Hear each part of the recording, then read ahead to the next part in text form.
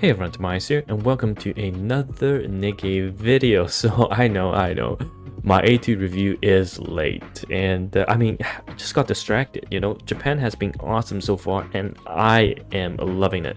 So I do apologize for the late A2 review. However, we will be giving away the A2 Yorha mission pass to make up for the delay. All right, so this, if you guys didn't know, is tied to the new mission pass in NIKKE, and of course we will be doing a giveaway for the fan appreciation. So you can see, look at the skin, just look at those bottom cheeks. Holy goddamn. I'm loving this NIKKE X Nier collab so far, and it's so great as a cultured commander to appreciate and see all of these assets. So we'll be giving away the Yorha skin, and this is all made possible by the sponsor of this video, which is Reverse 1999. Now, for you guys that didn't catch my previous stream, we actually did play the CNCBT and full release of Reverse 1999. The music and the storytelling of the game is absolutely tier 0, and of course they're coming to global finally, and the pre-registration has started. If you use my affiliate link and pre-register, you will be able to, of course, get all the pre-registration goodies and help out the channel. And this is made possible by you guys, because if we reach 1 million, and come on, we always do reach the last milestone, we'll get all these pull currencies. I think this is a multi minimum, right? Plus a free 5-star unit that may be a global exclusive. I don't remember seeing this for the CNCPT, so this might be a global exclusive unit. Now, to enter, of course, the Yorha mission pass giveaway, you just have to pre-register, click among my affiliate link, and then that's it. React to this bot, and that's it. In 5 days, you may be one of the lucky 5 players to win the Yorha skin. And best of luck to you, because not only do you get this sexy skin, you also get all the goodies that come along with it, right? But goddamn. All right, I know what you guys are here for. So how strong is A2 actually? Now, first of all, this A2 was hella expensive. It took me, I think, 300 something pulls to MLB A2. It was even worse than my 2B pull, so it was extremely brutal. I didn't have much time to bring her past the recommended skill point upgrade, which I'll release another video in a short time. But 444, again, this is the base I used to test, and just trying to compare what she can do, because I think the mechanic was very, very important to figure out in terms of mode B. Can it be permanently available? And the answer is yes. As long as you keep this unit above 40% HP, you'll have a permanent attack as well as a charge speed buff. So this is really good. And in terms of the passive, I had too much copium. I thought basically if you can keep mode B permanently active, this will be permanently active as well, but that is not the case. All right, the charge damage and explosion radius increase for 15 seconds activates every time you activate mode B, even if it's already activated. So it's on a 40-second cooldown, essentially on a 15-second skill duration uptime. Now, her second skill, the slow charge attack, activates when hitting a target with full charge, affects the target. This works just like Modernia, but it only pops once per target, which means even if you have a boss unit with 3 separate parts that A2 is able to hit, it only procs the additional damage once. I mean, I get it, it's fair, otherwise she'll be just too busted. But she also gets an additional DI damage increase to boss parts, right? To damage to parts increase. So this is really good. This basically has an 100% uptime. So this is fantastic. Now, A2, all right, I'll just give you the quick summary. I think is definitely worth a single copy, minimum.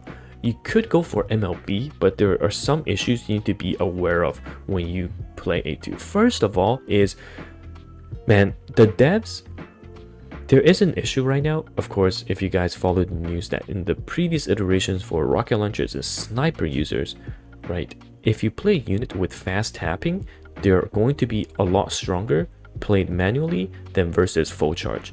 Although A2's kit entirely revolves around having full charge attacks, there is this delay that I think is actually built in to delay fast spamming attacks that really screws her up. Because look at this, right? I'm tapping once and the delay is very visible, and this delay is honestly what is preventing her from being a tier 0 unit. That is just unfortunately the case. I mean, you can stack charge speed, you can stack charge attack, but the delay, it does not help with how she functions as a unit. And it really shows that Shift Up has been testing this to address the problem with the sniper, with the rocket launchers, and providing another scenario like Alice, or even if you guys haven't seen the crazy Biscuit and Senti charge builds so that you can get burst right away. However, not all is lost. She has insane damage output. Basically, throughout heavy testing, I've asked a lot of my friends that actually did in-depth testing as well, if she has a matchup against a boss with 2 parts or more, she is going to be on the same level as Scarlet. It's funny how we're using Scarlet as basically the damage calculation baseline, but if you're against a unit with 2 or more parts against bosses, especially with the personal solo raid coming up, you'll be able to see her do really well and be essentially at Scarlet level, if not better, right? So that's good to hear. Her charge damage increase, her charge speed increase, attack, all skills very well. She's also not the worst in story in early game because the explosion radius allows you to essentially hit everything across the map. This is a very significant buff to her AoE clearance options, and then she will be able to stack up a lot of burst gauge because she's clearing all of the little ads very quickly, and you'll be able to rack up the burst gauge very fast to allow her to output some insane amounts of damage. Now, so currently the skill level upgrade for her, if you want to invest in her, is 777. And one thing you must make sure, I know there are a lot of discussion on whether or not you should MLB her or not, if you would, because the key thing to keep in mind is that her HP down scales with her own HP, right? So if you don't have a very strong healing team, or if your sustain is not enough, then obviously at MLB max attraction level, she's going to be draining her HP really fast, and you won't be able to keep the mode B active, and you're going to lose the buff. So that was the discussion, whether or not I should MLB her or not. I mean, you can test 1 copy, max attraction level, max bond, test it out, and then start pulling more copies to see if your healer can keep up.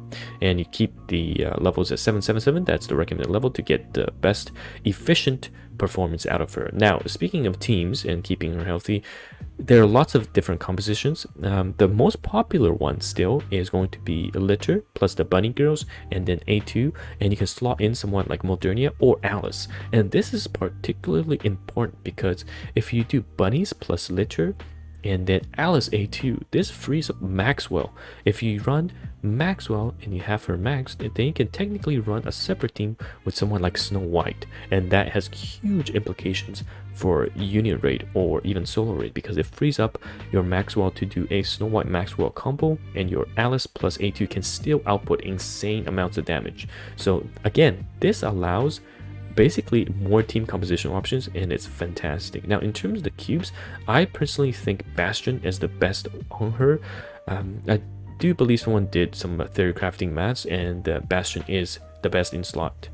The other ones, I just don't see it being very valuable, but when in doubt, you can also rock Resilience. It's just a shame, and I have to mention this again, that she has this animation delay when she attacks, because, I mean, if she doesn't, yeah, she is hands down tier 0, right? She is hands down tier 0 because just how strong her kit is, but this slight delay, even when she's fully charged or not charged, is a hindrance for sure. But that does, the animation delay does go down when she is in her full burst. Now, for the overload gear, there are quite a few options. Again, you can go for attack and the elemental damage, and you can look at some charge speed as well to boost up her effectiveness, but she's not like Alice. She doesn't need that much charge speed, just because there's the charge speed delay, so it can do charge damage regardless. Anyhow, let me know your thoughts on A2. Again, this is a very well designed unit, I must say, and please do join in for the giveaway. I think this skin is so damn good. For a mission pass skin, this is really fantastic, and even if you don't get it, the free skin is top tier as well. So anyhow, let me know your thoughts on A2. Have you pulled for her? I believe we did a poll, and quite a number of people already pulled for her and ranks her at the S rank tier, which I think is more than fair. Yeah, it's TimaeuSS here, and we'll have our next video be based, I think, on the Union Raid skill upgrade priority and recommendations. So until then, I'll see you guys in the next one. Goodbye now.